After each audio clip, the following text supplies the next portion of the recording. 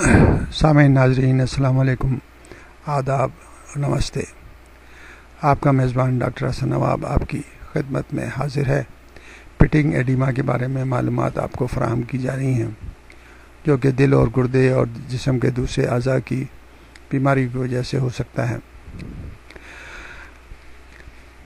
اگر ہم دوسری جانب جگر کو دیکھیں تو سوزش جگر کی صورت میں اس کے اپنے اندرونی بلڈ پریشر میں اضافہ ہو جاتا ہے، اور یہ اضافہ شروع ہو کر جسے پورٹل ہائپر ٹینشن کہتے ہیں،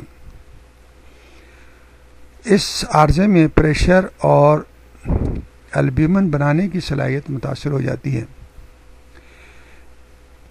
واضح رہے کہ البیومن کی مناسب مقدار اگر خون میں شامل نہ ہو تو بھی جسم نمکیات اور پانی جمع کرنا شروع کر دیتا ہے۔ دوسری جانب یہ جگر اپنا پریشر تلی،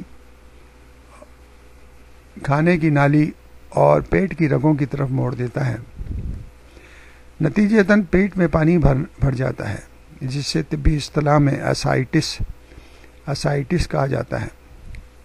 لہذا جب کوئی مریض سوجن اور اسائٹس دونوں ہی تکالیف میں مبتلا ہو تو اسے پیشاب اور ادویہ دی جاتی ہیں تاکہ جسم کے نمکیات اور پانی کی زائد مقدار خارج ہو سکے۔ لیکن سب سے اہم بات یہی ہے، اگر کوئی بھی سائن، سمٹم یا علامتیں ظاہر ہوں تو فوری طور پر اپنے فیملی ڈاکٹر سے مشورہ کر کے صحیح طرح تشخیص ڈائگنوسس کروا کے، جس میں لیبارٹری ٹیسٹ، ایکس رے وغیرہ شامل ہوتے ہیں، اپنا علاج کروائیں تاکہ مرض اس حد تک نہ بڑھ سکے کہ وہ لا علاج ہو جائے اور اس کے بعد آپ کو پریشانی اٹھانا پڑے۔